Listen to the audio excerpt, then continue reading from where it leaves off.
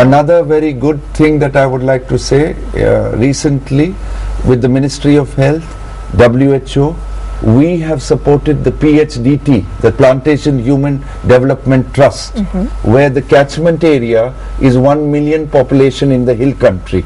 All right. So what we did is that 3 months ago, we called all the CEOs of all the plantation companies under the PHDT and sensitized them to this, because the data shows that violence against women is quite high, as much as 60% amongst the estate laborers. This thing. This is related, first of all, to the ethnic values, etc. In one small room, 6 of them live or share. Privacy is not over there. The girl child does not have any place to express what she has, etc. But what we are going about is a very good program where we are building capacity, sensitizing people, using drama and street drama, and involving the estate managers over there to empower the women and move forward on that. So what I'm just trying to tell you is, it is not a hopeless situation. There is a lot going on, and a lot needs to do much more. One more thing I will end on this is that legislation and the judiciary and police enforcement is very important. So under this multi-agency UN this thing that we have been doing, UNDP, ILO and others have been addressing the judiciary to sensitize them, doing capacity building, etc. And we have come out with an excellent document where all the laws of the land governing adolescent health have been put together for anybody to review at any time. I see. So there's a lot going on. I would like to put a spin of optimism over here. People are talking now. The willingness is there, and I see a good future for this to be addressed. On that note, I think we have to go for a very short break, but again, it's a lot of positive things that are happening here, and a lot of positive implementations that have taken place in Sri Lanka, so that's great to hear as well. So we'll be speaking much more about this topic. I think once you start, you can go on. There's so much to cover, but we'll be doing some more of that on the next segment. Do stay with us here on Good Morning Sri Lanka. Good morning, Sri Lanka. Welcome back to the show. Now, it's been quite a show here this morning, and it's been something that's very enlightening, as I mentioned in the earlier segment as well, because I think all of you at home are going to hear much more about what you can do to really address the situation of violence against women here in Sri Lanka especially. And on that note, Birendra, I think we can give them a small introduction to the event that you've set up to support this cause, because that's something that's going to do a lot in terms of your campaign to really bring forward this message, right? Yeah, we're going to do a concert at the Bishop's College Auditorium on the 8th at 7:30, and this would be 8th of what? November. At the Bishop's Auditorium, and this would be a preliminary event or a launching pad for all the other things I'd like to do in terms of this cause. We are going to set up a trust fund, the Birendra Sarika Sirivadana initiative, which is Sarika is your sister, isn't she? Sarika being my little sister. And through this trust fund, all the proceeds of the concert, like to add, would go to the trust fund, and from there, along with donations, we like to fund a number of things. We threw a few ideas around with Dr. Mehta and the WHO, and some of the things we came up were workshops and seminars. I see. With professionals conducting them, and training for kids to be able to conduct these seminars among the youth, where, if it's boring, right, when an adult is always telling you what to do. So if there's a kid who can tell you that, that's one thing we were thinking of. Another one was hiring a kid who's just finished school and is waiting his gap year before university to go and who has time on his hands to, or his or her hands to go out there and spread the word, conduct something out of Colombo or in Colombo, wherever and whenever possible. And through the media support we've got essay competitions, art competitions, photography competitions, which would be based on a topic that you would have to research about or look into a bit, so that indirectly even you're getting to know the subject, and that would obviously that'd be an incentive for winning this thing, a cash prize or voucher or something like that. But there is something that's bigger behind, just an art competition on the surface. Yeah, if you can. But the message there, yes. There are people who can draw pictures, these brilliant artists. If they can put that message into a picture, it would make so much sense than having just a beautiful picture. Of course. Because a picture picture speaks up more than 1,000 words. And I think it's easier to draw something and to really get your creative juices flowing that way than try and say something out loud. There are better artists and writers, and there are better photographers than artists, and therefore we'd be able to address it that way. And for people who aren't, really into that, we also wanted to have, sporting events that would incorporate, equality in terms of teams and whatnot. So maybe in a football match you'd have an equal number of girls and guys on the same team, or a basketball tournament in the same way.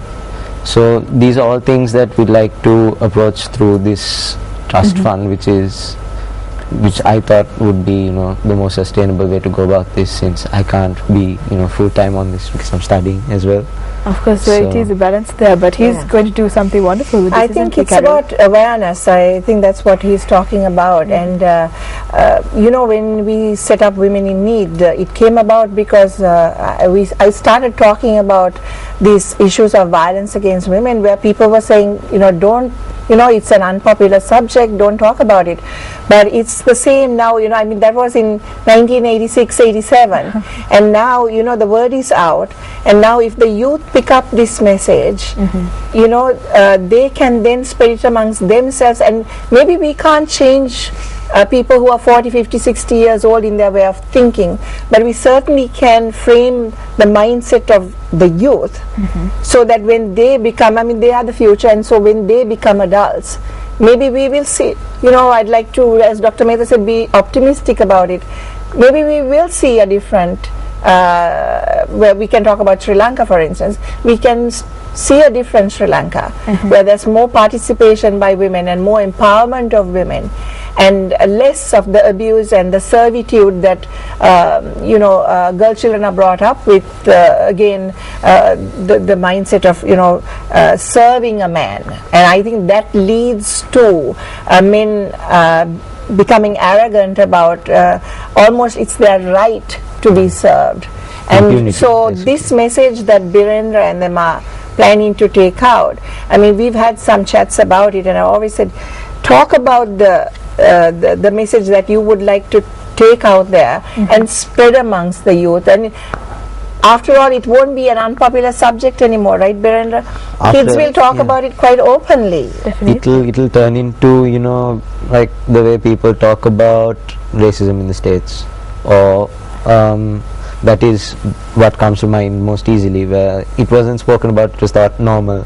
Okay, African American people then were considered for the Caucasian use, basically, until someone decided to speak up for it. And then when more and more people did that, it turned into a movement, and from a movement there was change. And I hope that we'd be able to be that person or that group of people who started talking about it, so that down the line, maybe 20-30 years from now, it'll probably be where racial equality is in the States in terms of women's equality in Sri Lanka, and hopefully. And I don't think we have to even look that far. Look at you, you've taken the first step, and now you have the support of Ms. Carol Tozer, and WHO are supporting you as well. So I think it's just a matter of taking the first step. But again, there will be some challenges that he will have to face, isn't there, Carol? I think one of the things I reminded him is also schooling.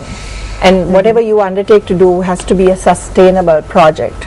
So the more people you work with, and even other NGOs and other groups of people, if you work with them, you don't carry this whole burden on your shoulders only. And Birendra and them have gone about it the right way, because they have approached, as you can see, WHO. I mean, that's going to the top, you know. I didn't even think of going to, when I was trying to, you know, get a movement started, didn't even think of going that far. I wasn't so ambitious, put it that way. I was ambitious enough to say, I want to see a change, and so therefore I'm going to do something about it. But I didn't quite step out the way, you know, Birendra and them have stepped out. And that's fantastic. You know, all kudos to him and his sister, and also their parents. You know, it's about the nurturing family that encourages dialogue at home. I come from a family of 9 children. My mom was a teacher, my father worked, and yet we were encouraged at home to have dialogue. We'd argue about the silliest things, but you know, my mom said, don't let the sun go down on your arguments when you leave the table. And so you encourage that dialogue, you encourage sharing of ideas and thoughts, and you know, and also that we all have different opinions. So I think Birendra and them have had that you know, kind of support and background at home.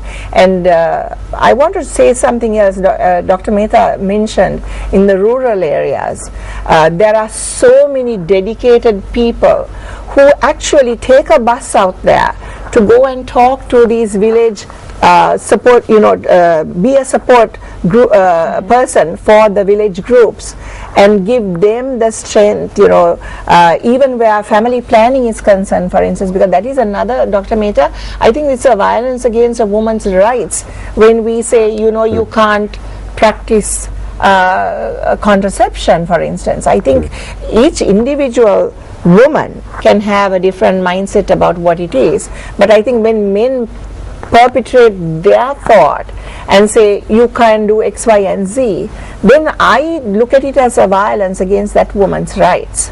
So you know, it's all of these little things that make up a whole in troubling a nation and a people. So if Birendra and them at this young age spread this word, maybe we will see something different in the mindset of the youth who are growing up. Of course, and I think like initiatives like this will one day bring us to a point where we can say, hey, we have some sort of gender equality happening here in Sri Lanka. And Dr. Mehta, do you think that's a far cry in the future to say that we will achieve gender equality in the near future, or is that something that is an extremely long-term goal?